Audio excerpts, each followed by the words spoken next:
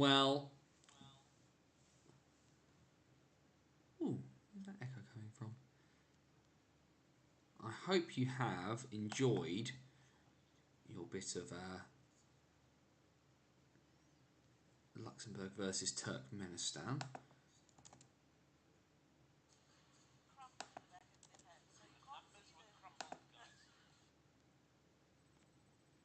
Hey, there we go. We just need to check here. Is that...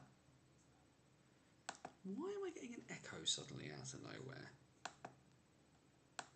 It's a bit strange.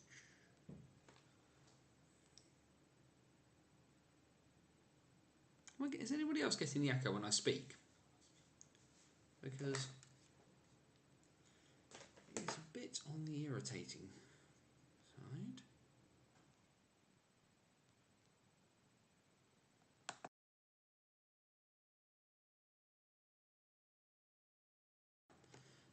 Let's try that. There we go. There we go, that's the issue there. Okay, so we'll figure out how to get rid of that.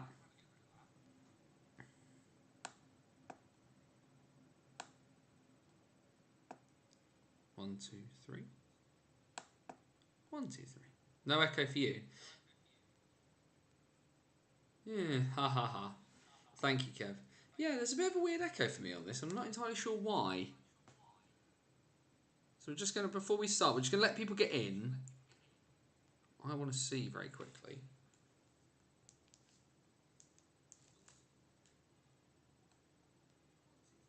No echo for you. No, see, there's definitely a there in the background. Bit of a strange one, that.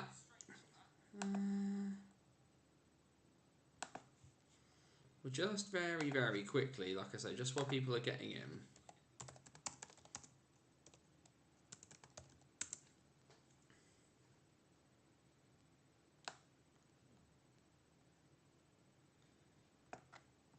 Just because, like I said, that's just going to annoy everybody the entire time.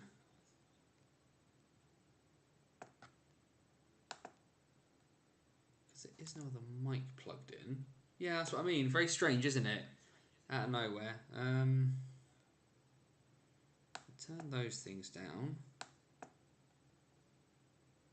Turn that down. And it's still causing an echo. Let's just...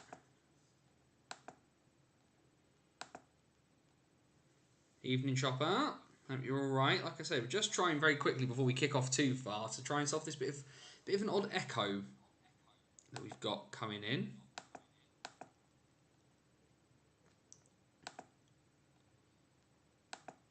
Just because it's going to annoy all of us, I think, especially me, because I'm sort of hearing, I'm talking and hearing myself coming back over my own voice, which is just a bit strange. So we're just going to quickly. That has not helped at all. Brilliant.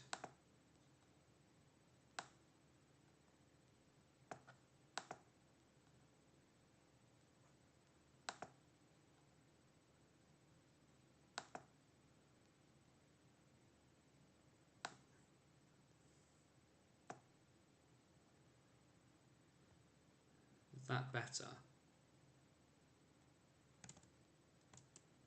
Is that a bit better? Still sounds like there's a bit of an echo coming through for me, but we're going to give it a go anyway, so we need to get rocking and rolling. Guys, gals, and the gender fluid, it is Wednesday, and all beyond the binary, it's Wednesday night, it is 8 PM, and welcome back once again to the BOTW What's Current stream. My name is Anthony Russell, here to bring you through all the weird, wonderful, and quite frankly bizarre world of the National Ice Hockey League structure here in Great Britain. We focus on the National Division. That is our bread and butter. It is our home port. But of course, we take the moment to have a look at absolutely anything and everything from the National Division, as well as Division 1 and Division 2 in the north and in the south. So, hopefully you're all right.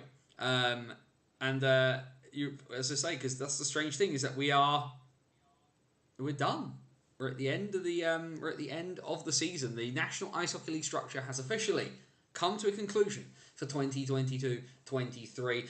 However, that doesn't mean we don't have a few things that we need to talk about. We're going to talk about the fact that Telford 2 have done the double. We're going to go all the way back through all the bits and pieces that happened at Coventry. And of course, we've had a few little bits of machinations in terms of transfer news happening around the NIHL. But first, a little bit of housekeeping before we get too far. We are of course live here on YouTube, and if you are watching live, or even if you're watching back after the fact, please do make sure to head down below, hit the subscribe button, hit the notification bell so that you know whenever we go live, and make sure to share bits and pieces out on your social media of choice, whether it's Twitter, Facebook, Instagram, or your local carrier pigeon. Hopefully you will, you'll enjoy that part and doing that.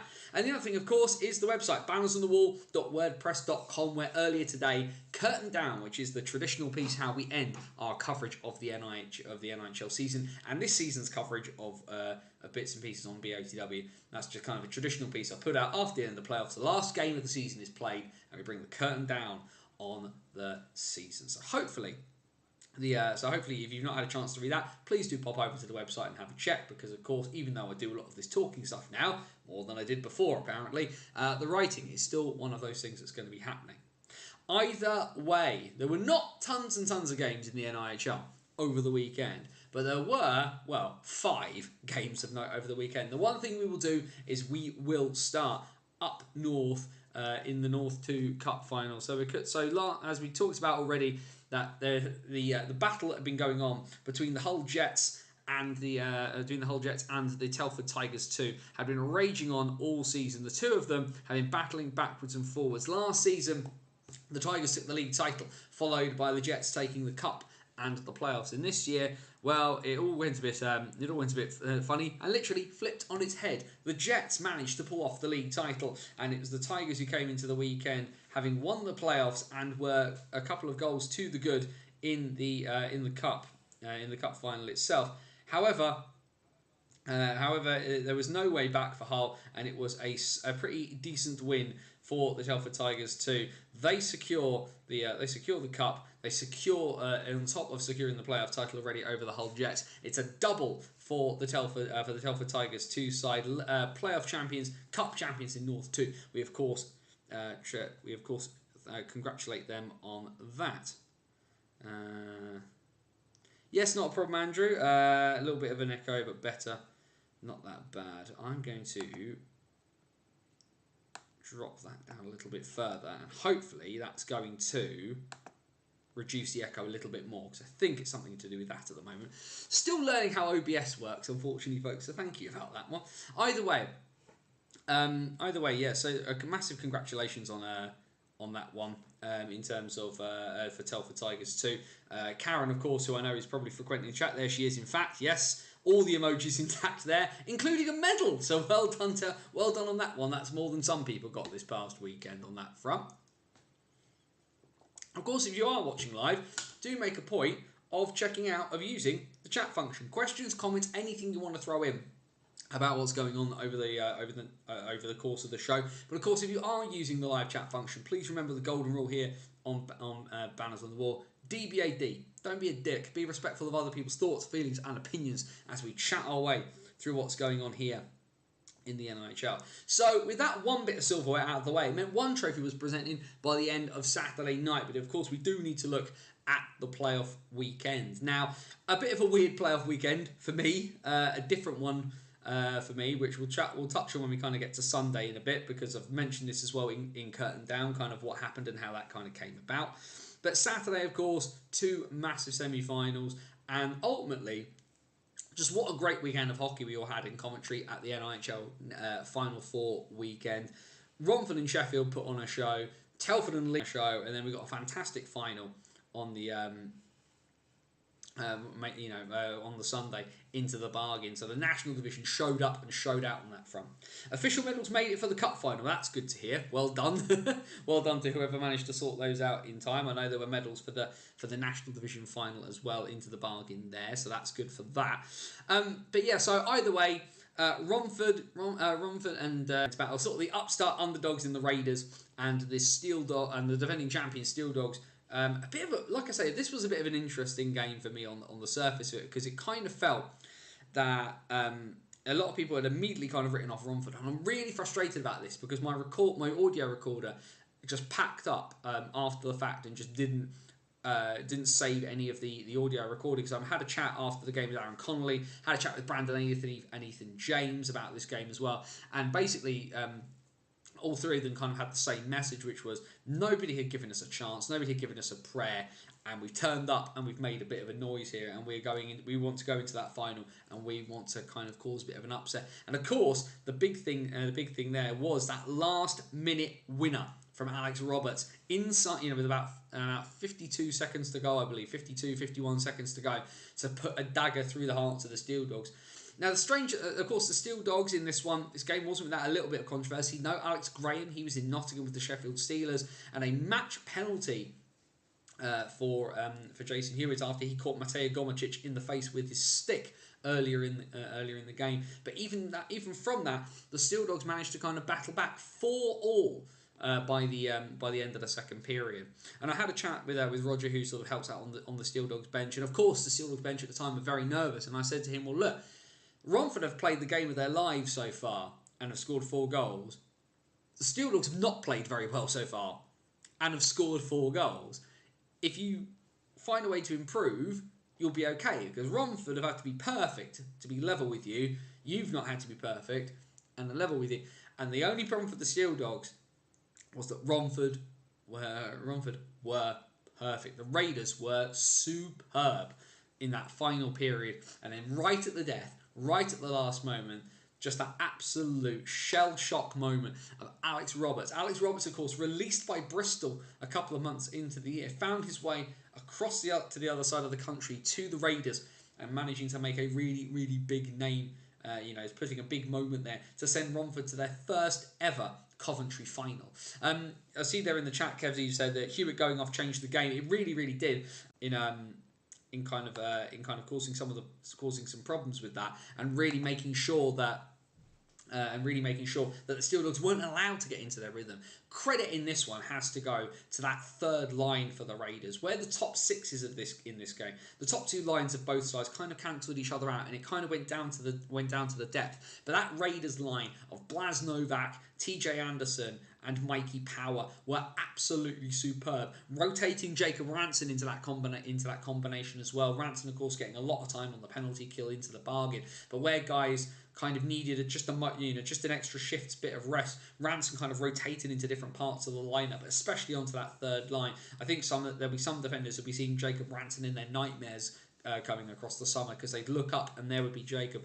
But what a performance in that semi-final, particularly from Novak and from Anderson. I think it's probably one of the best games I've ever seen Novak play with my own eyes. Anderson scored a couple of really, really well taken goals. But actually, for me, one of the things I think with Novak, and I think certainly when you think of some of the criticisms of Blaslav Novak in his earlier days, I remember him really clearly back in 2016 playing for the Telford Tigers, and there was a game where the Bison were kind of on that run towards the EPL title, and there was a game in Telford that the Bison kind of needed to win, and if they won, it would set up a big home game on the Sunday for the Herd where they could win the title. And there was just a moment where Novak, who already had a reputation as a bit of a hothead, got into an altercation with Joe Baird and got given a match penalty for headbutting Joe Baird. I appreciate over the years there's probably quite a few people who would have liked to have headbutted Joe Baird, but I just think about the point where Telford literally threw that game away because of Novak's actions, because the Bison got the power play, got the goal, and then were able to press on and win. And you think of just that track of how his career has changed to where we were last Saturday night. And actually, to his credit, across the entire weekend, I think he was the Raiders' best player. Didn't lose his composure, did his job, gave his team a chance to win. And certainly in that semi-final where, like I say, the top 2 lines of the Raiders, particularly that second line with Aleph and Gulliver and Sylvester, never quite really got their footing into the game. It was the third line, and Novak in particular, who pulled the Raiders through. Roberts will get the plaudits on for the Saturday for scoring that game winner, but the contributions of that third line, the depth of Romford, who pulled them through that first semi-final to put them into Sunday's showpiece. And then, of course, we got to the 5-4. If you missed it, was the final score in that one. And then you end up with the second semi-final. A bit of an interesting one here. Leeds choosing to have the second semi-final rather than going early on the Saturday. Now, understand why they did this. I know a few people thought, but you get more rest. You get more chance to kind of, you play a game, you get through, and you've got more time to recover. Leeds have kind of flipped that bit on its head there, and actually what they've chosen to do is to recreate their game day as much as humanly possible. Nobody in the National Division has a 1:30 face-off anywhere at all. That means shuffling things back. That means doing things earlier than you would do. If you have like a pre-game meal of like pasta and chicken and pesto, you're eating that at like 10 o'clock in the morning. Nobody wants to do that. So Ryan Aldrich and the Knights choosing that second semi-final to give themselves more time, in my opinion. So they gave them a 5 p.m. face-off, which is much more akin to what they will have done before across the course of the season. A good little bit of psychology on the part of Ryan Aldrich and the league champions. However, fair play to the Telford Tigers for putting them through the absolute firefight of their lives. If you like defensive hockey, you would have hated Saturday night because it was run and gun. And the really interesting thing about this is that we have seen over the course of this really long season, the better part of 6-7 months worth of hockey, that over the course of it, the Knights were the better team. And we knew that, and we'd seen it. They won the league title at a canter by 10 points. Sorry, MK. And we got, but what we ended up with here was one game, all on the line. And you know what? There was a point earlier in this year where Telford looked like they were going to miss the playoffs altogether. They looked tired. They looked jaded. They looked down on their luck. They couldn't get the bounces, and they just couldn't get anything going. And credit to Tom Watkins, he didn't make the final 3 for coach of the year this year. And I understand why, but there's some savvy still left in that brain of Tom Watkins, and he's a good coach for a reason, because ultimately making some of those little moves, those little tweaks, just to kind of reinforce a few things and to just make a few changes, really did the business. Herman, O'Flaherty and Carlon made such a big difference in them making the playoffs, and then they go up against Milton Keynes, and the post-mortem on Milton Keynes, I think, is going to go on for a little while here, because that team should have won something. And ultimately, we're at a point now where post-pandemic, Streatham have won more trophies in Milton Keynes than Milton Keynes have won. That's a bit mad. But Telford end up making the weekend, and people thought they were the sacrificial lamb to the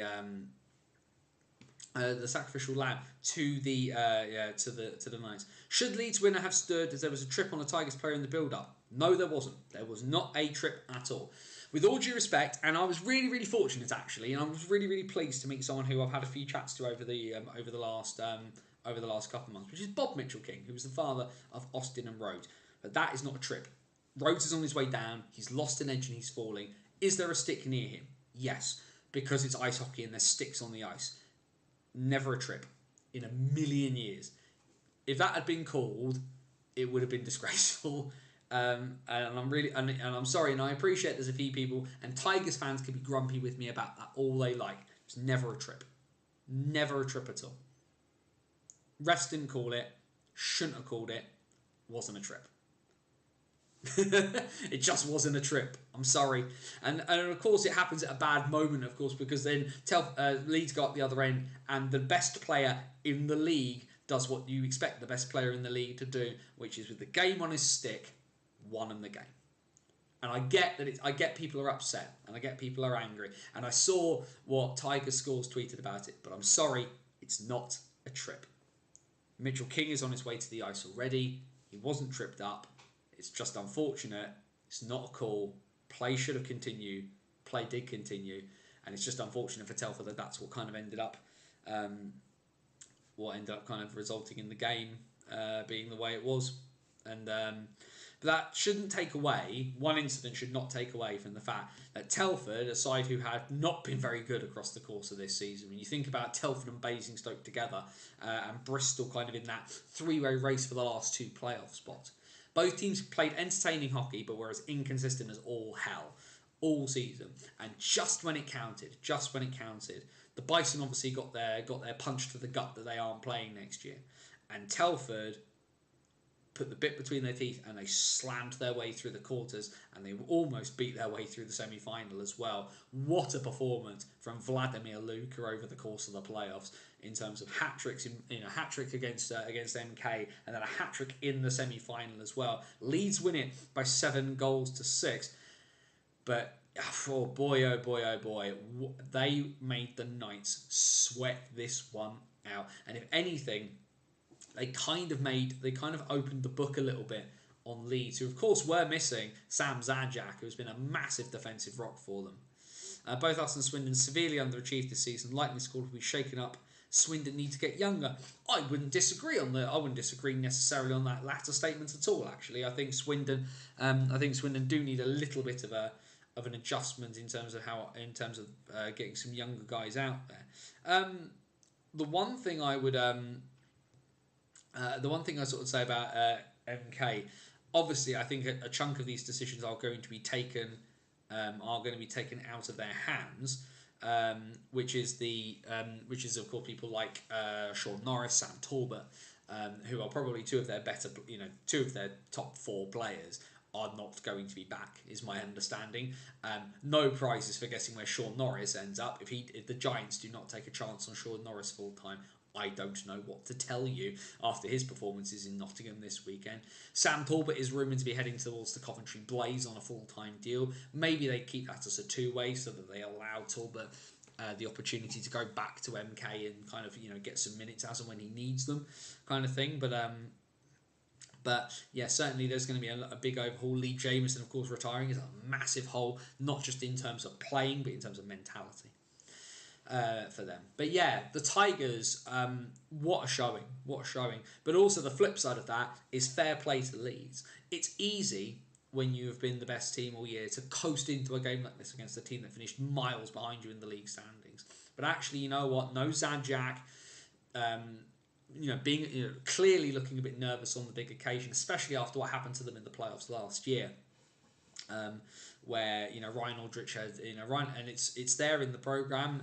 If you were there in commentary, Ryan Aldrich gave me the quote, so I used it. That Aldrich had said to them last year that he wasn't coming back, and he reckons it threw off the dressing room in the playoffs last year for Leeds a little bit because of that uncertainty of what was coming next. And instead, Ryan Aldrich is there. Ryan Aldrich helped these guys to a league title. But Telford pushed them. But Leeds had to overcome a bit of adversity in the moment. Arguably their defensive rock gone. And against a team that has nothing to lose. Telford don't win. Everyone shrugs their shoulders at it. No one expects Telford to win in that situation. And there is nothing more dangerous than a team with nothing to lose at all. And Telford made them work for it. But like I say, it came into that crunch moment, and the league's best player in the moment, cometh the hour, cometh the man, and whisper golds for all. Kieran Brown with the game winner, putting the Knights into Sunday's final.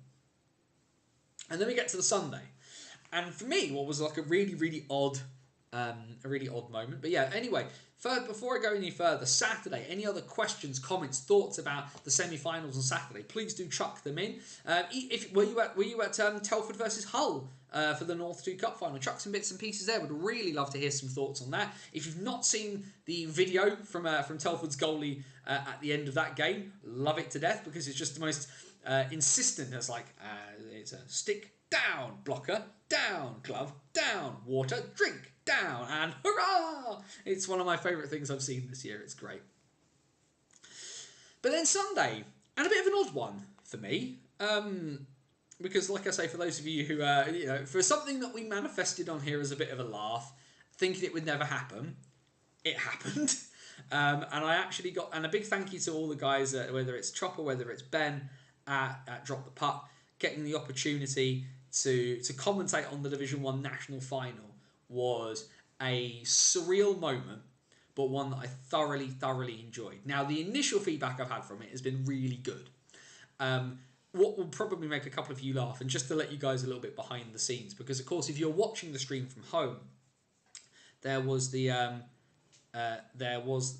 obviously like a break in the stream, and there was just a bit of a chat where George Perrott, who was the play-by-play commentator, and boy what a talented guy he is, so fortunate to have gotten to work alongside George for that, but found the semi-stressful, wasn't even watching my team. Agree.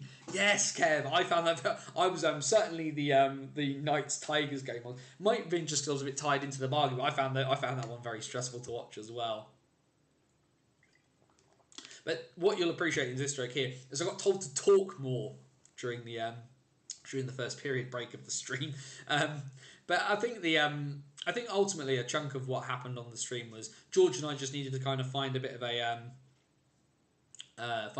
way to kind of, just work with each other a little bit, and it wasn't like an antagonistic thing. We just never done it together before, and it ended up working out. And the feedback that we got was good, so I will take that, and we'll kind of take it and to push on. There are not many people who can say that they've commentated on a national final. I've had the opportunity to do that. I'm massively grateful to the guys that dropped the puck for giving me the opportunity to do so. I hope I've repaid the confidence that was had in me beforehand. So won't lie, kind of looking forward to when the results come out, when the highlights come out. If nothing else, I kind of want to show me dad because I think it'd be quite funny. But no, it'll be no. I'm really pleased with how it went. And of course, what George and I ended up commentating on was just more Solway dominance. Net minus and defence Saturday night off for finals weekend. Yeah, I was going to say, run and gun was the order of the day. Why defend when you can not defend? Was the short version on that. But yes, ultimately George and I got to commentate on what ended up being just more Solway dominance. Streatham, Sunday's 4-0 defeat against Solway Sharks was Streatham's third. Apologies. Was there in terms of league style play? Because you take out one of the cup games that they lost, but that's a separate competition. It's their third league loss of the season. If you're Streatham, 3 losses, but they lose the big game again.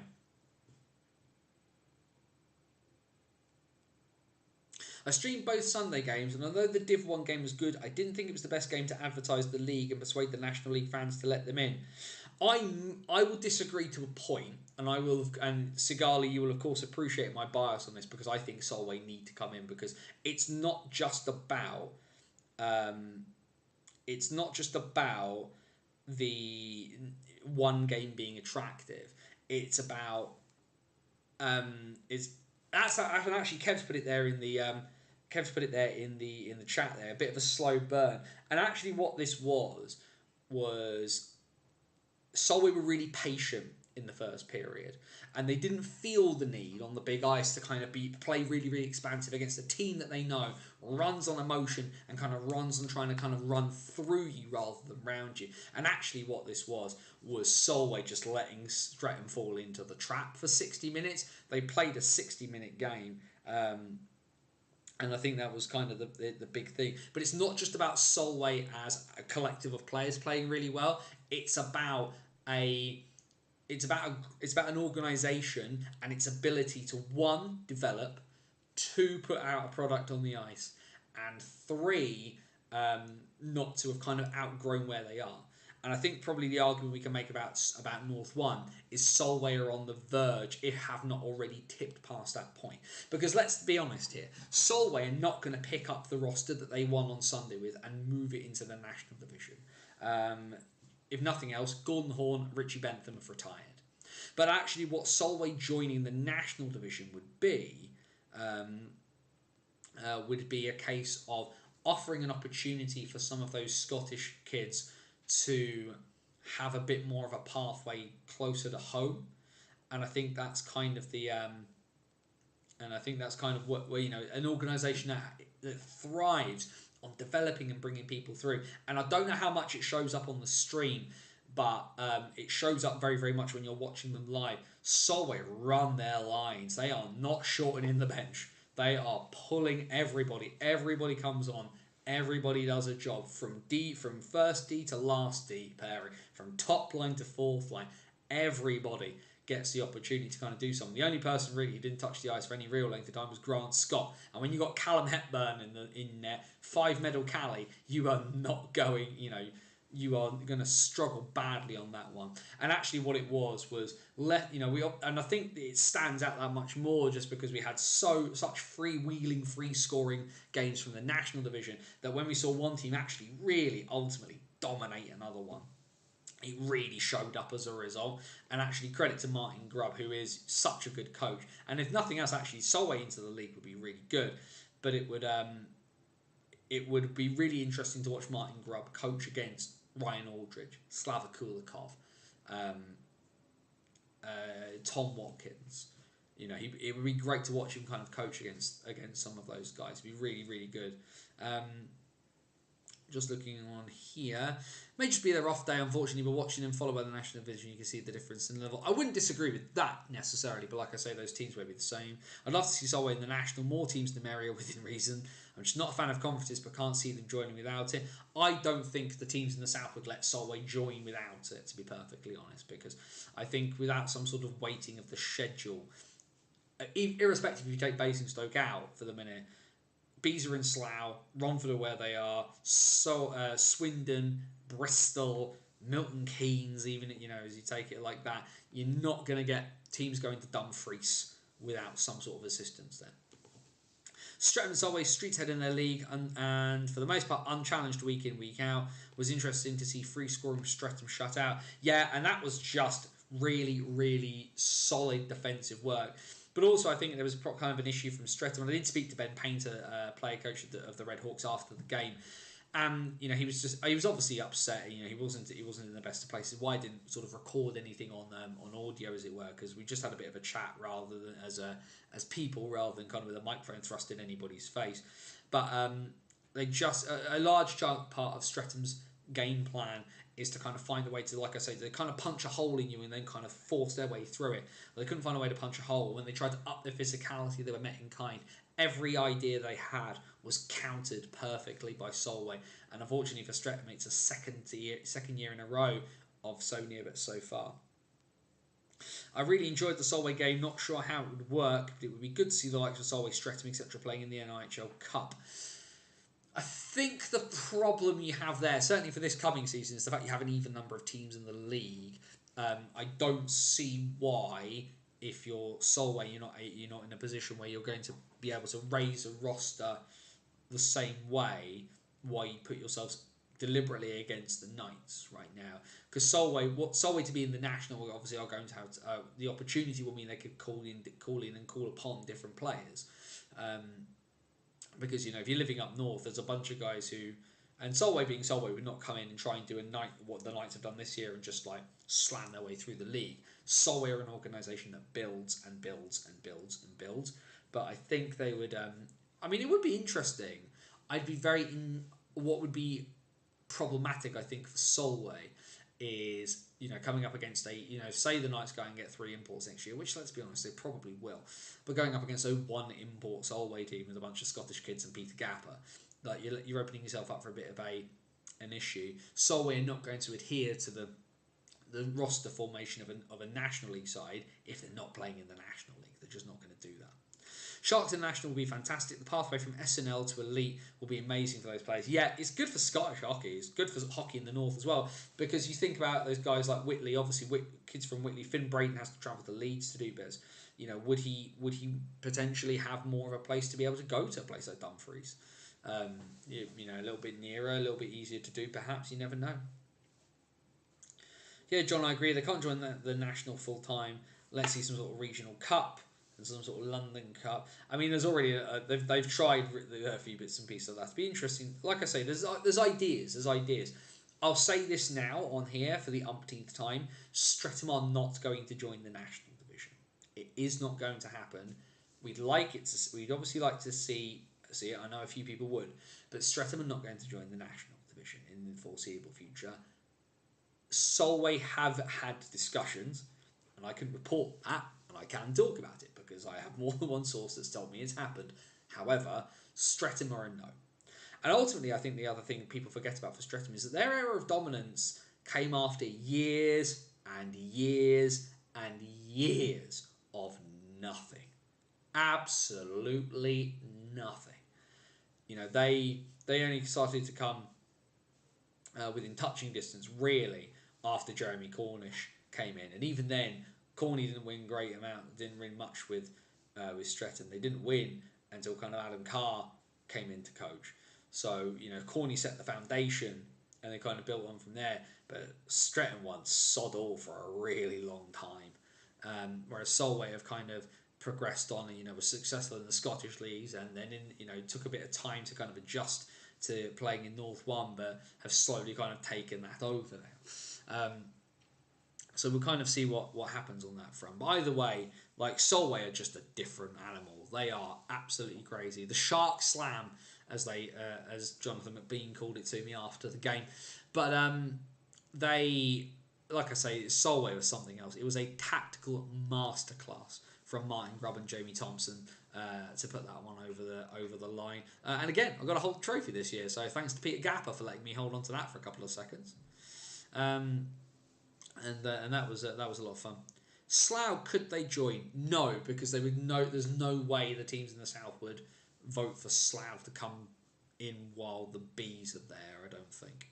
We see it in the SNL, both Dundee sides in the AIHL. We do both Sydney sides, both Melbourne sides in the AIHL play out of the same rink down at the O'Brien Ice House in the Docklands. But could it work? Yes, but I do not think.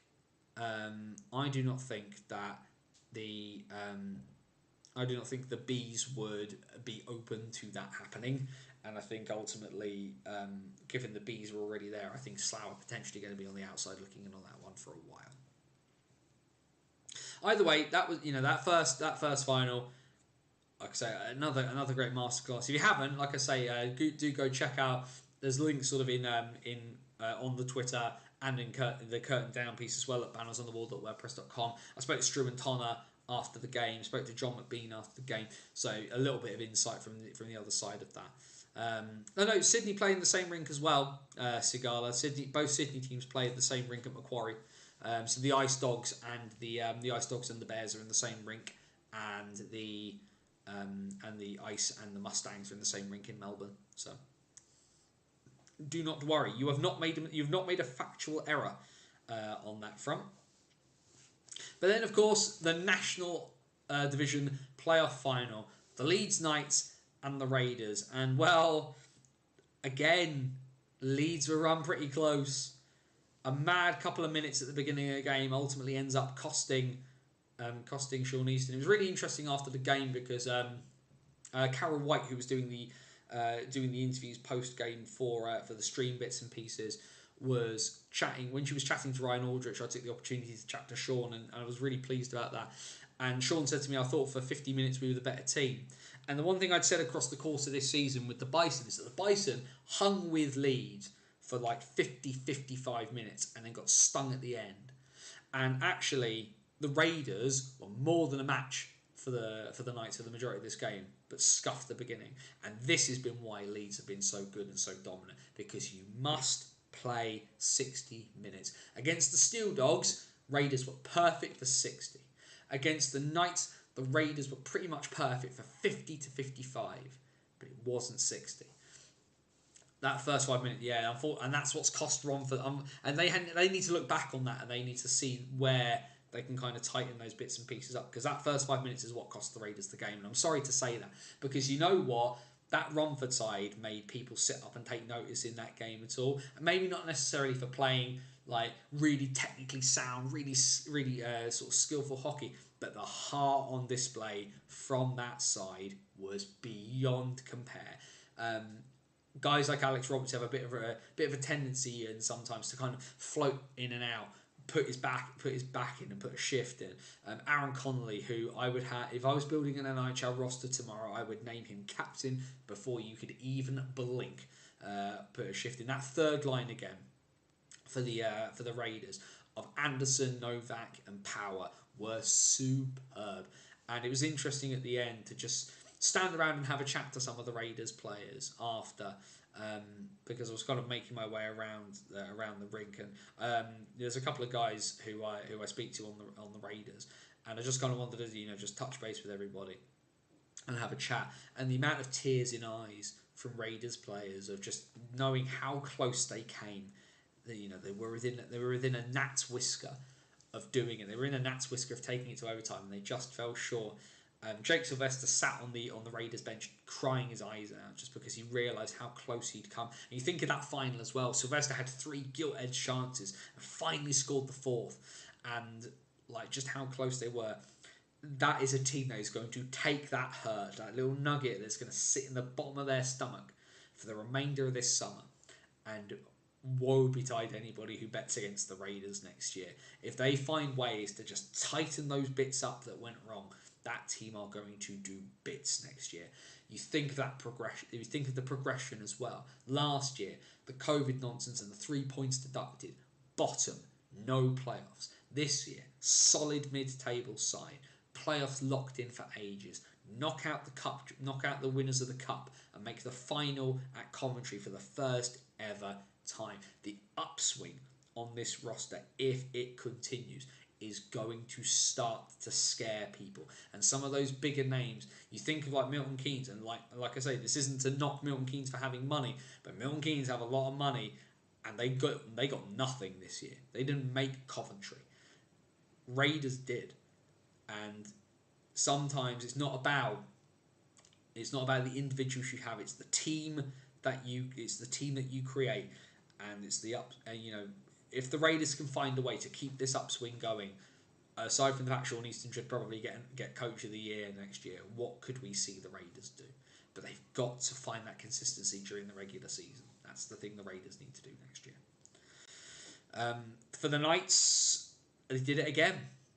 And the problem for a lot of teams is, and actually where against Telford hung around and tried to get into a firefight with them, and you can't get into a firefight with the Leeds Knights. The Knights managed to do what they do best. They kind of blew them away at the beginning, and that was not kind of enough to kind of hold them at bay, which is what the Knights have done really well across the season. They haven't had tons and tons and tons of games, if you look back, where they've just blown teams out of the water. Get to the point, shut it down. And that's kind of what they did here. Got close, because the Raiders made them work for it again.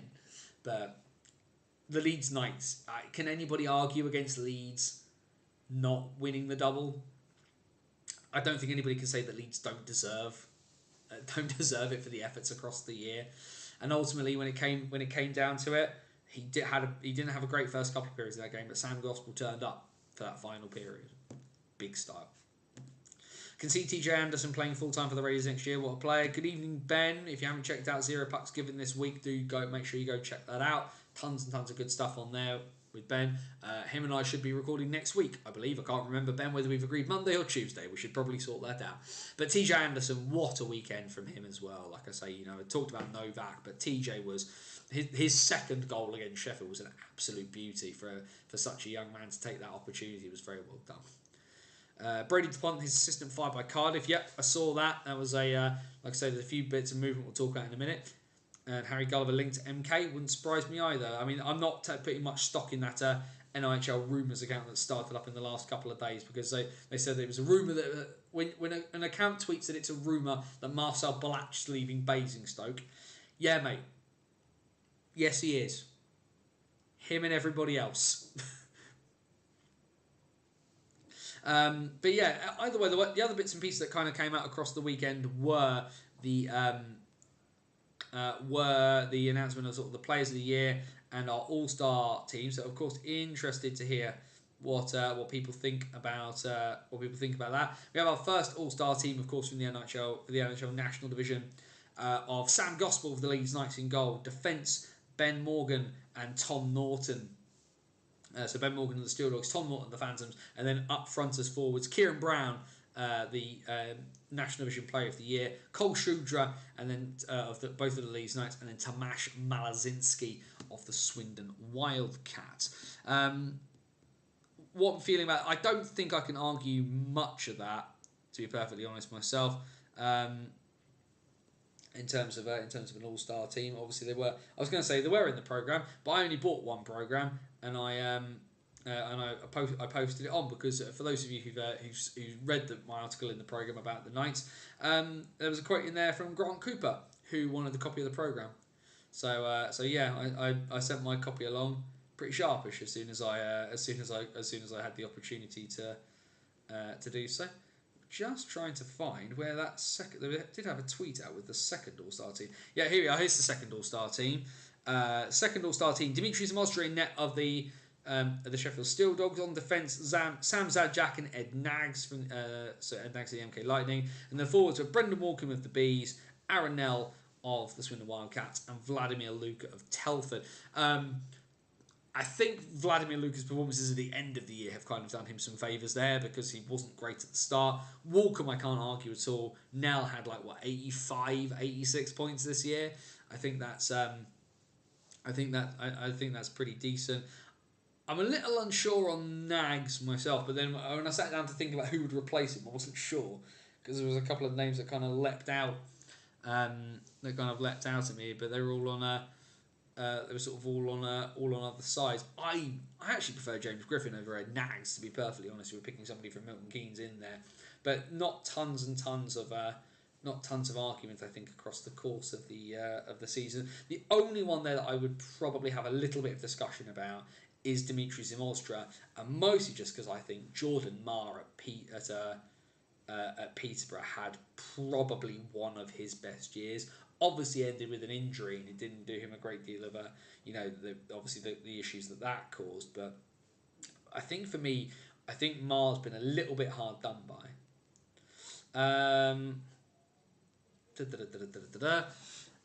96 points for now. Yeah, fair enough. Then we'll let him have his moment there in terms of that. Alex Graham, the Young Player of the Year, which is interesting because isn't he older than Brown? He might be older than Brown. I'm not sure off the top of my head. And then we've got the and then like I said, Player of the Year was Kieran Brown. Coach of the Year, Ryan Aldrich. Can't argue that. Fair play to Sean Easton for getting third in that one, and also fair play to Slava Kulikov. I don't like the way Peterborough play. Now this is a readily established thing here. I don't think Peterborough are a very interesting watch, but I can respect the job that Slava does. If you think about that team there that is more than the sum of its parts. And Norris is actually a very good point as somebody who didn't make the team there. He probably should have made that over Luca over the course of the season. But all things considered, there, I think there's we can tweak and twiddle on those things. To start discussing where some Bison players will be going, 3 to 4 players left the Bees, so some spots will be available for them there. 100%, pretty certain. Like I said, I'm keeping a little bit of tabs just because we're gonna see. There's a few bits flying out of the Bees because they've got their roster thing. They've got their end of season awards tonight. Just having a quick squiz actually whether they've actually announced anybody apart from the obvious. The obvious we'll talk about in a second. Bees players left due to new roster rules that have been let go by goodbye. My understanding is a couple of the ones that have gone of their own volition. I see NHL rosters, but Luke Jackson's left because of work commitments. Lack opted to leave is my understanding. My understanding is also JJ Pitchley chose to leave. I don't know about Mr. Bradley and what his options were there, but certainly my understanding is that at least 3 of the 4 have not gone. Pitchley travelled with Lax and made the choice, I guess. But yeah, like I said, my understanding is that a lot of them chose not to come back rather than not being asked back on that front. But of course, we can kind of move on from the weekend then, and we can have a look at what happened. Of course, the big bits of news: the Bees have had their little bit of turnover already, as thanks to NHL rosters mentioned it. James Galazzi retired, Adam Goss retired over the weekend, which leaves some holes to be filled. And then we had the announcement that Luke Jackson, Alan Lack, and JJ Pitchley and Dan Bradley will not be returning for next year. But of course, the one big announcement that we have is the return to the Bees of Vanya Antonov. Of course, long and probably bizarrely, despite the fact he's won more trophies everywhere else, is probably most readily associated with the Bees. Came up through the Bracknell system. Bracknell Jr., former Hornet with his brother Elia, and then a big player for the Bees for quite a long time before, of course, his stint in Basingstoke, where he won stuff, went back to the Bees, then came back, and then went to Streatham, where he won a lot of stuff, and now he's back with the Bees again, hoping for more success this time around. Just looking at the Bees, actually, because like I say, their awards stuff is going on at the moment. Harvey Stead, Defenceman of the Year. Brendan Walcombe, Forward of the Year. Bill Webb gets the Unsung Hero. Inspirational Player Award goes to Juha Lindgren. The Ambassador Award goes to First Shift, which is not something I'm aware of as something that they do. Player's Player goes to Dan Rose, I've just seen as well. Antonov, worst kept secret so far. Lol. Yeah, it wasn't a hugely sort of kept secret. I think, it's one of those things of we all throughout the year wonder where he's going. Will Lack and Pitchley end up at the Romford Junior Raiders? No, is my understanding on that one. I don't know 100. I haven't got anything confirmed 100% as to where they will go. However, my understanding is that neither of them will be returning to the Romford Junior Raiders setup.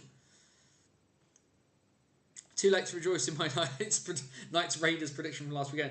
Jonathan, you did indeed call it, so you have yourself a night, my good man, on that one. I think like the Sharks, the Solway Sharks podcast Twitter saying that Solway would win by 4, and I asked him for the lottery numbers.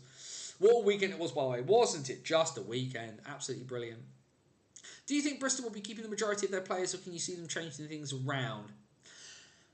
I think there will be necessary tweaks, and we've obviously seen a few people for Bristol who won't be back already, but do you do you commit to the process that you're on by bringing through these younger guys, or do you just kind of blow that up just to make the playoffs? I think that's another one. Dan Rose just announced back with the Bees. Like I say, I'm sort of refreshing the Twitter bits and pieces as we go. There it is, 23 seconds ago, of Dan Rose being back. So Antonov and Rose as 2 players back. I did believe they said we'd get another one tonight as well, so we'll just see what happens there. But yeah, so for Bristol, I venture a chunk of it, Will. I'm interested to see what Rhys Kelly does, whether Rhys Kelly goes full-time in Cardiff. But I think we're not going to... I don't think we'll see... I think it'll be a tinker rather than a complete retool in Bristol for next year. So I think we'll see a lot of the similar guys. But Bristol were nearly there. They were on the cusp of the playoffs. There's not tons they need to do. And next year, it's 2 teams they've got to get past for a postseason spot rather than 3. So, I don't. Given what's out there for teams, Bristol, if nothing else, it's an attractive place to play. Bristol's a good city to hang around. Will Stead takes the most improved player of the season of the Bees. I wonder if we're about to have him announced as being back as well. So we'll see on that. Ross Venus will be interesting to see where he ends up, linked to MK, Telford and Swindon so far. Yeah, definitely a sort of arguably the guy that we're expecting to kind of cause the biggest amount of waves is Ross Venus. But the I would be less, if I was picking 2 out of those 3, I'd pick MK or Telford. I still am interested to see whether he doesn't commit to Telford for the connections with Tom Watkins and kind of having a bit more of a project, more than kind of MK. If anything, Telford, actually, to be fair, both teams kind of lack that kind of guy. Isn't Chamberlain coming back to hold the worst kept secret?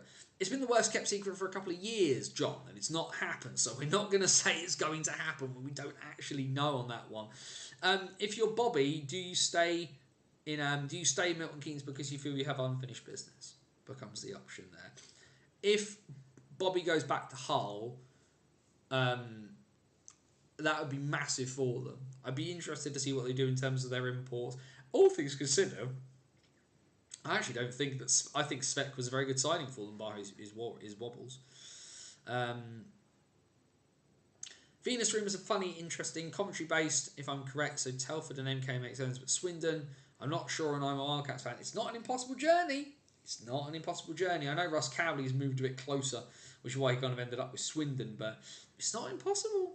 Like, guys have done that drive. Guys have done that drive before, and it's not completely out of the realms of possibility. So, also as well, the one thing I think you forget, Sigala, is that the one thing you forget is that Swindon have a decent amount of financial pull. Like, it's not, a bit of extra money can do a wonder sometimes for people. Hewitt to Hull was regarded as a worst kept secret, but he's back with Sheffield again, but different ownership as well as the issue there. Shane Smith, of course, was the owner of the Pirates. Different ownership in Hull now. So why would you bring Hewitt back to maybe try his hand at doing bits and pieces when you've got Matty Davis kind of running the ship there? Lee Bonner back to Hull as well. I had heard that one as well. And again, it's not out of the realms of possibility. This is the thing of a thing. What makes a good rumour? There has to be an element of possibility to it. Will Stead coaches player of the season for the Bees as well. Just waiting now for that re-signing answer to pop out. I'd be more than happy for Speck to resign. I'm interested as to what Hull fans think about getting both imports back, though I do wonder what Themar does after all the problems they've had getting guys in. Do you try and get both back to kind of have the same... try and sidestep some of the issues you had before? Or what do you do on that front? The other thing, of course, we do need to talk about very, very quickly, and we'll just quickly pull up the we'll very, very quickly pull up the press release just very quickly here. He says clicking the button. Oh, there we go. But that is, of course, the announcement from the NIHL discipline panel that after the incident in the semi-final, the South One semi-final between Solent and Invicta, that Uri Husker has been banned for 2 seasons for the incident here, the incident in the in that semi-final there. For those of you who the text is a little bit small, so I'll read it out very, very quickly. The NHL Discipline Panel have issued the below statement following an incident which took place in the NHL South One playoff semi-final game between the Solent Devils and the Invicta Dynamos on Saturday, 8th of April. In the closing moments of the South One semi-final game between the Devils and the Dynamos, Invicta Dynamos forward Uri Husker was assessed a match penalty for interference with spectators. The incident took place at 59-24, immediately following Solent's equalising goal. So remember, Invicta were 3-1 up with just a couple of moments to go and ended up tying the game. Video footage from the game shows Husker unable to close down a shot from Solent number 5 Mark Pitts. The subsequent rebound is converted by Solent number 15 Jamie Fitzpatrick, both of whom were actually retired after the final. Just as the goal goes in, Husker, who is now travelling away from the goal, turns just in time to see the goal go in. Gliding backwards and approaching the end zone face-off dot at this point, Husker swings his stick with both arms in a baseball bat swinging motion, spinning 180 degrees and releases his grip, sending the stick in an upwards trajectory. The stick travelled over the plexiglass and into the tiered seating where it struck 2 supporters. In line with the 22-23 discipline policy, the act of throwing equipment is split into 5 different tariff tiers. Due to the reckless nature of the throwing of the stick, along with the stick leaving the playing area and then striking 2 supporters, this incident has been judged to be as Tariff 5, the highest tariff level. Per the discipline policy, Husker has been suspended for 2 seasons. Now, for me, I want to see the video. And this is one of my big frustrations with these things, is that this is a tier 5. Okay, show us why it's a tier 5. This is one of the things that the Elite League does really, really well with DOPS. Now, DOPS has a bunch of issues, mostly because it massively undersells a bunch of really, really bad stuff that happens. However, what they do is say, here is the incident, here is why this is this, and you can then debate the merits thereof. Where's the video? Show us, don't tell us. It's good storytelling, if nothing else. Show, don't tell. And ultimately, it'd be really, really nice in this instance if we could see the video. I still believe that a 2-season suspension for this incident is too much. Aside from the fact that Husker has no prior bits and pieces to this. Everybody who and the majority of people, I've spoken to about this incident say that it was not an intentional act. By all means, give a guy 2 seasons. Will Stead's been announced as re-signing. We were waiting for that. There we are. There it is. There's the tweet. There we go. Brendan Walcombe, player of the season. If they're about to announce Brendan Walcombe as being back, that place will go mad. I will do in a bit, Sigala. We'll just touch on this first. The about Husker. Does he deserve a suspension? 100%. Match penalty, you can't chuck things into the stand, inadvertent or on purpose. But this isn't like Derek Campbell going into fighting another guy off the ice in the crowd. He's not deliberately endangered anybody. Does he need to be held responsible for his actions? Yes. Your stick is your responsibility. If you cause a problem with it, to hell with, you deserve to be punished for it. Should there be an amount of mitigation in this? Yes. Because ultimately, has Husker committed an intentional act? Did he intend to slam his stick somewhere? Very, very probably. When you're 3-1 up with a couple of minutes to go and you blow the lead in a massive game, you are going to be angry. And in a fit of pique, he's done something really bad and ultimately pretty inexcusable. There's no way you should be in a position where your stick's leaving your hands and leaving the ice like that. But a 2-season suspension for an unintentional act, and you can get a good grip on intent if you think about it. This feels too harsh. Invicta deserve a lot of credit here for how they've publicly dealt with this. The statements Invicta have made so far, in my opinion, have been really, really good. They've accepted that it's a bad thing that's happened. They've said they're going to deal with it internally. They've talked about the fact, and they've not shied away from the fact that it is a bad thing that's happened. They publicly talked about the fact that that both organisation and individual have apologised for their actions, and then they also make out the point that they think that the suspension length is unfair, and they will look at what they've requested a video to be able to make to see about what they want to do. So, fair play. Fair play to the Dynamos on it. They've handled it so far, in my opinion, in a pretty decent way. But yeah, for me, there will 100% be an appeal. Invicta are not going to sit that line down. Whether Husker is finished or not, I don't know. Whether he was intending to retire or not, I don't know. But this is not the way you want to go out. Ultimately, I do not believe this will stick. I think this will be appealed. I think it will drop down. I can't remember what the tier 3 is off the top of my head, but I venture it will probably end up towards that. There is no way this is going to end up being a season suspension either, to be perfectly honest. Righty-ho. Just very, very quickly, then I'm going to pull up the... very, very quickly going to pull up the roster bits and pieces. So here's the thing that people need to understand about these roster regulations. One of them is a maximum. The other ones are sort of minimums, as it were. So let's just quickly pull up a copy of it, and we will quickly bash through it now whilst we're talking. So of course this all came out on Friday evening, which is the bits and pieces for the next season. So the big thing that we talked about, and has pretty much been an open secret for a while, 3 imports next year. No restriction as to when they can take to the ice. And for the last couple of years, as we have said, this has been there has been a handshake agreement that no import netminders would be used. That is now gone. And ultimately, this has obviously thrown a few people into a little bit of a wobble. My intention is to speak to a couple of people about this and kind of do a bit of an article on it. But one person who was very vocally outspoken about it was Jordan Lawday, who thinks that this is just going to end up being a bad thing for British netminders in general. From what they've said here is that it's a year's experiment. They're going to see what happens.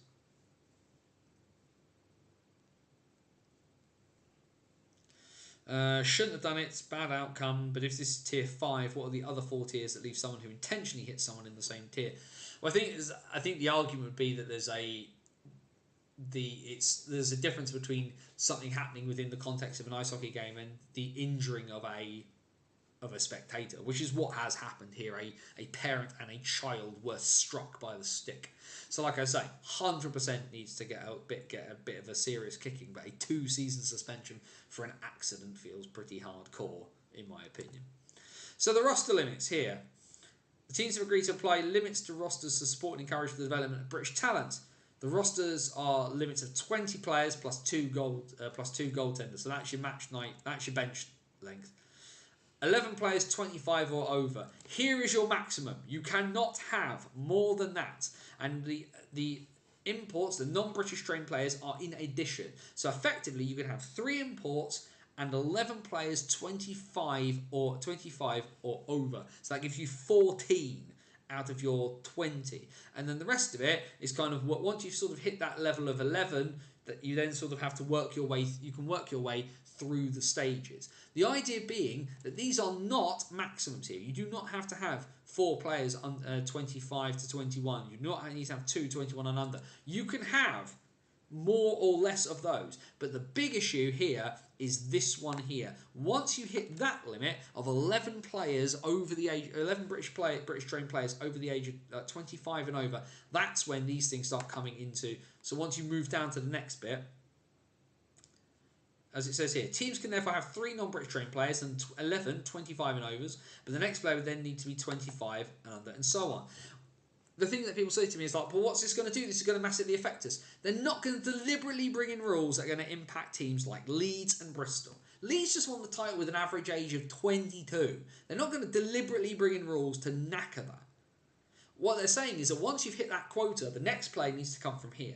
And then once you've hit that quota, it needs to come from here. When you've hit that quota, it needs to come from here. And that sort of thing. If you don't hit that, if you don't hit that magic number of 11, you can knock yourself out. Bring them from wherever, is my understanding of it. A year will come when they say it hasn't been long enough for data. There'll be 2 years and maybe 3, and then we'll have non-British trained goalies for the foreseeable. Yeah, problematic. I can only see 2 teams, Bristol and Peterborough, considering an import netminder. Why would you consider an import netminder when you can have Curlin and he's on a 2-way with Cardiff? I think would be my issue there. Because I think ultimately the issue for Curlin is he needs ice time. He needs to develop. Bristol's as good a place as any. Peterborough will always consider an import netminder. Make your own jokes. Yanis Alzen's back to Peterborough here. I would add Bees to maybe go for an import netminder, having lost Goss. Along with Matt Smithall, I would probably agree on that front, actually. I think that would probably be a good combo. EIHA could have been a whole lot clearer if they just inserted the word minimum and maximum. This is actually not an EIHA thing. This is the owners of the National Division clubs that have put this together. This is their bits and pieces. There is obviously EIHA involvement, but I refer you back to the top bit here. The owners group for the Planet Ice NIHL national teams met recently to finalise participation. And that's where the big one is on that front. So the EIHA, of course, will have had to sign off on these rules, but the owners have put them together. And the fact that the national division is kind of given a bit more leeway to kind of do that because of the more significant financial risks they do, we'll kind of leave it as that. Are net mice included in the age rule too? Nope, they are included. They are included, John. With both Phantoms keepers potentially leaving, I wouldn't be surprised if we go down the import keeper route. Like I said, Kev, enjoy when Alzins comes back in that bit. Otherwise, looking on at the rest of the bits and pieces. League format, 10 teams at the moment, 54 game season, so 3 home, 3 away. Cup as last year, the first home and first away fixture against each team counts to the cup table. Playoff groups are back for next year, so 8 teams, 2 groups of 4, the top 2 from each club going into the Final Four weekend. Here's the bit, of course, that pissed me off no end. The teams have all agreed to collectively invest in developing league-wide marketing, good. Communications, good. Website, good. And stat supporting functions, recognising the significant lack of capability in this area in the 2022-23 season. As plans develop, we will share more. That is a kick in the teeth and a kick in the groin of Joe Scutt of NIHL Stats for the ridiculous amount of work he did to rectify a situation that was not of his making. When the EIHA, you can go back onto bannersonthewall.wordpress.com and read the sportal mess about the issues with the EIHA and the procurement of a new stats engine and game management system. Joe solved 2 months worth of nothing in the space of 2 weeks. The fact that they have put that line in there without some sort of deference to the work he did is disgusting. Ultimately, it is bad, and they should apologise to Joe in public. Still no mention of who plays in the semis. The team owners were always wanting the playoff groups back. More games for the teams that make it means more money. Yeah, but it's also the But when you've got an 11-team league, you kind of have that extended season. That doesn't work. How does the player form work as far as home and away games for this format? It's round robin, Karen. So you have groups of 4. You play 6 games home and away against each of the other teams. So you effectively have 3 weekends where you just kind of rotate round the fixtures. Lauday may join Bees with Smittle.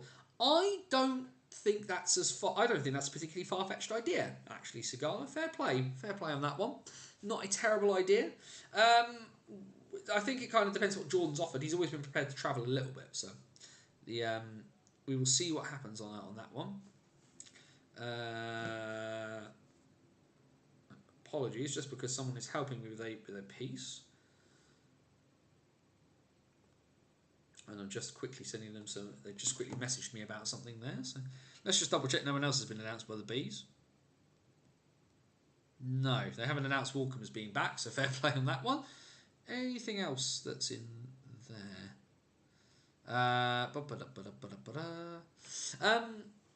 But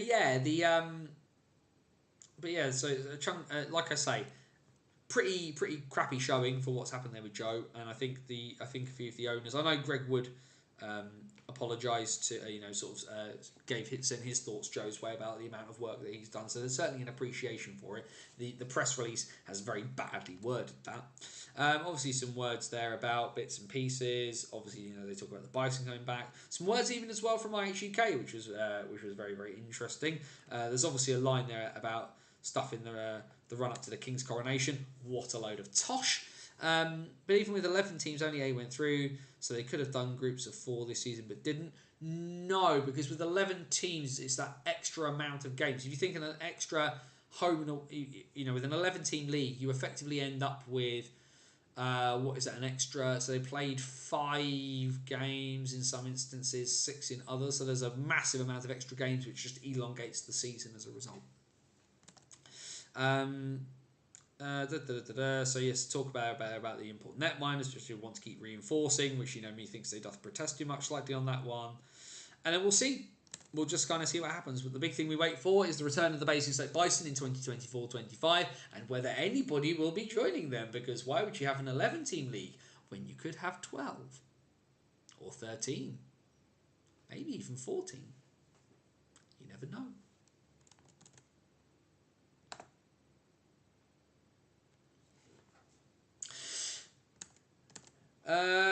World Championships in Nottingham as well. Yeah, that should be interesting. Obviously, some video and photos come out of that today. Kieran Brown in the GB jersey, as should be really. Him and Norris have had superb years. The fact they've been called up is really really good. Bit of a shame Cole Shudra couldn't make that list as well, but two as well.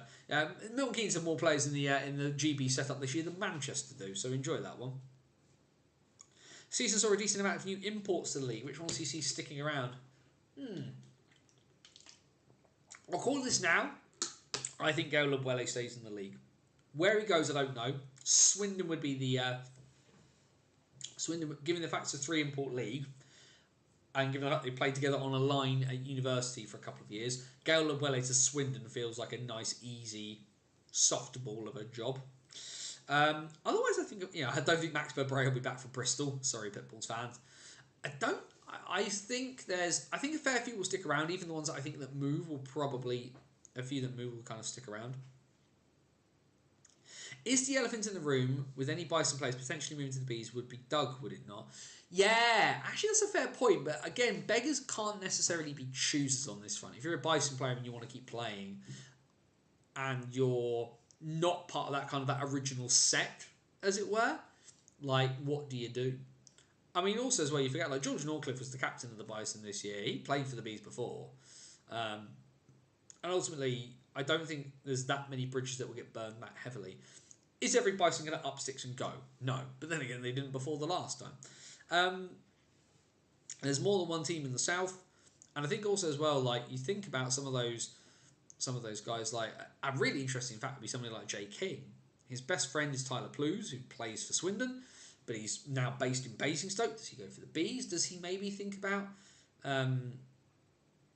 Liam Morris, another good name there, living in Basingstoke now. With his half, Liam Morris is, if you haven't gone back and read my hockey stories piece with Liam Morris now part owns a business. I want him in Swindon with Colby, but will Aaron go down the import D route, which for me seems needed?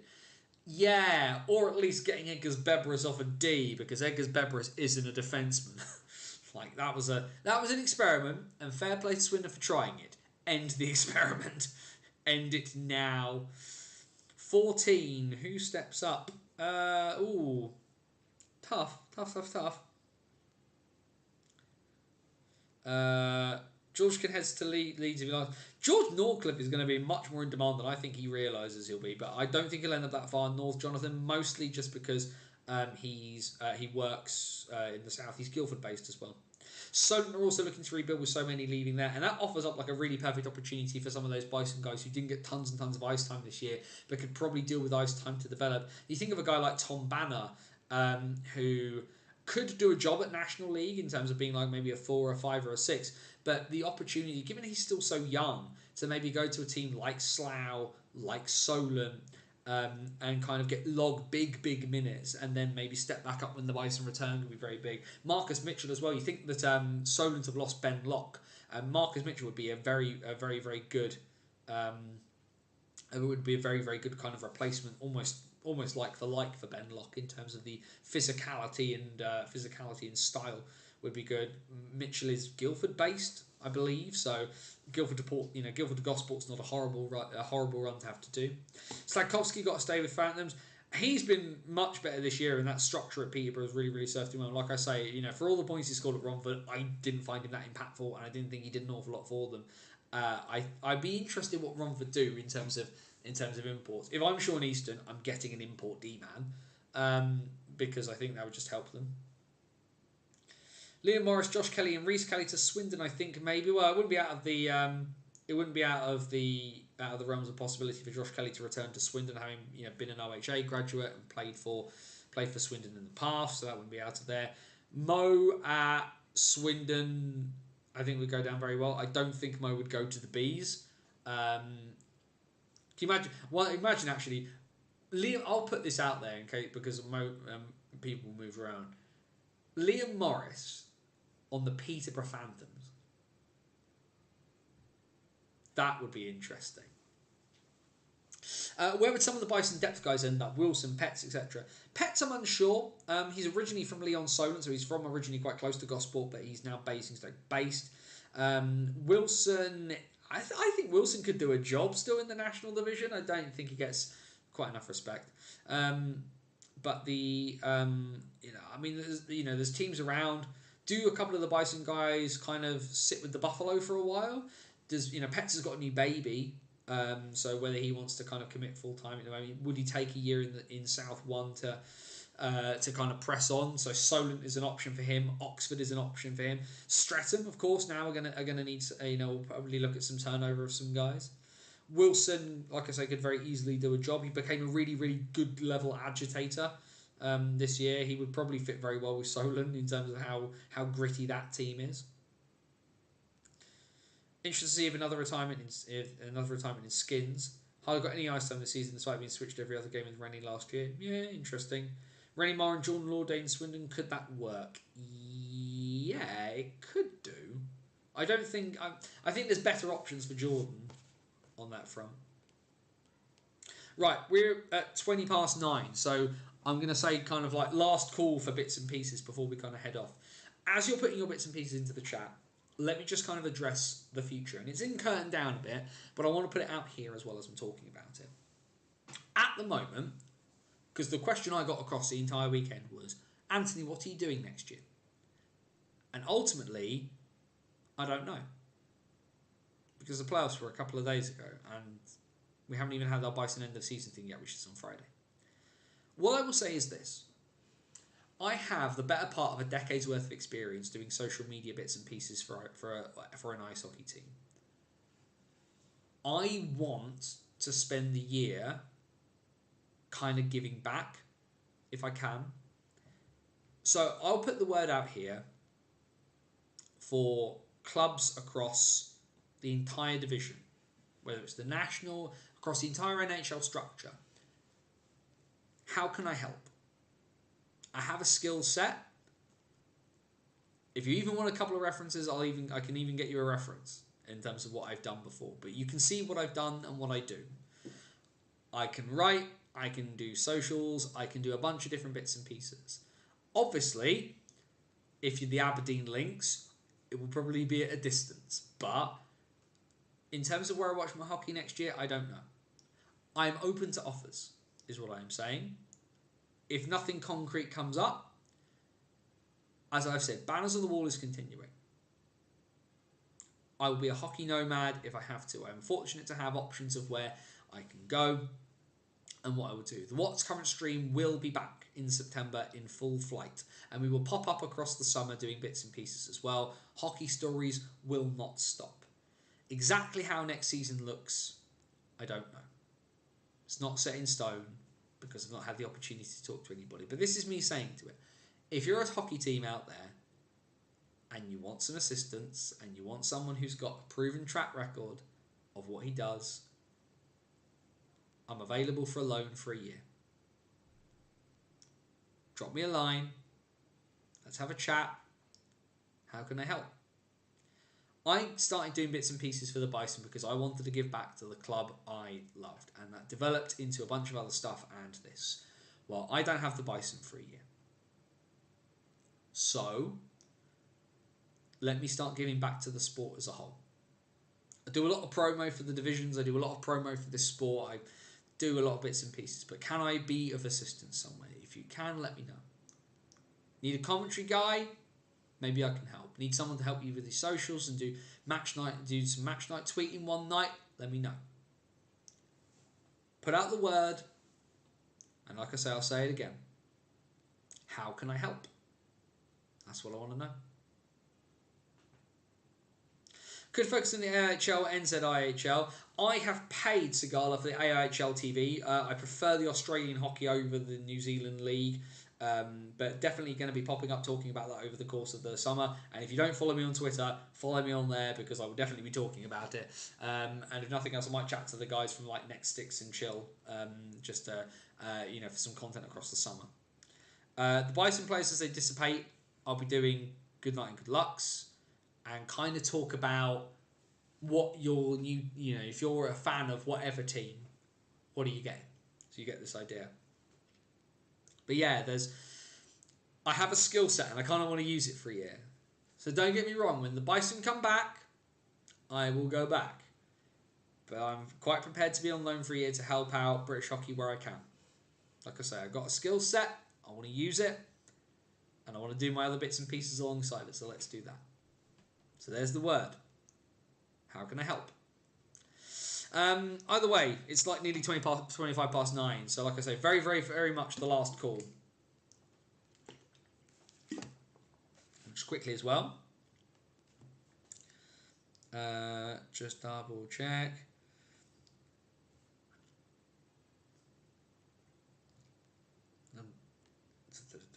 No other bits of news. Realistically, do you actually see the Bison coming back? Michael from Bucking Mad is open about not seeing them back, unfortunately.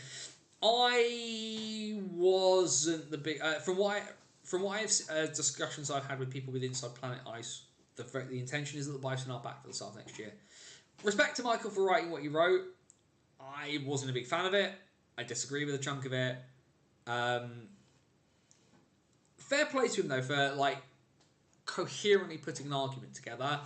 I think it's overly pessimistic, and like I say, from the people I've spoken to, it feels and I get people being skeptical about bits and pieces, but there's far too much chat from the people I've spoken to about this being an actual thing that happens for me to immediately go no.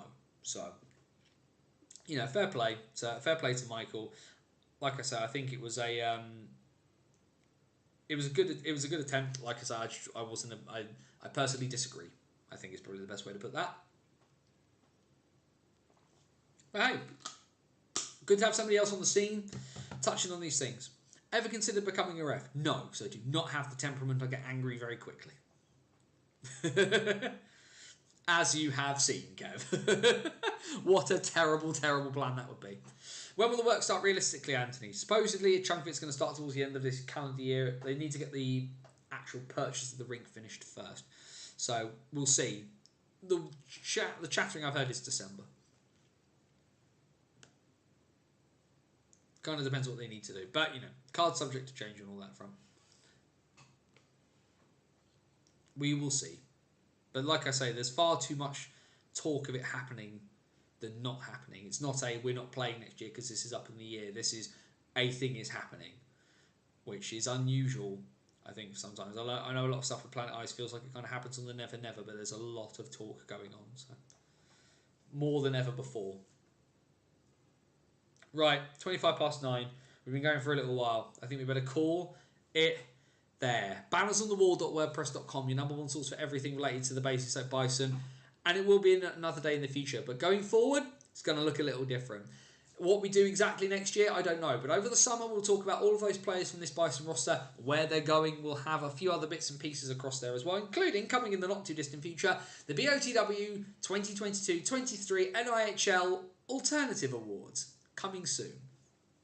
As well on there is our Hockey Story series, which goes long form pieces about the weird, wonderful, and wacky world of